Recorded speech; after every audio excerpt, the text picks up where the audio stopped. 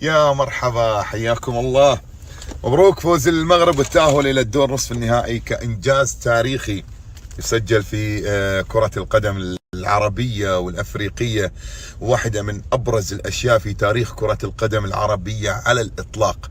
هذه مباراة بالنسبة لي أنا للتاريخ، وراح تبقى للتاريخ، لأن هذه الأشياء لا تتكرر، والتاريخ ما يتكرر بشكل مستمر.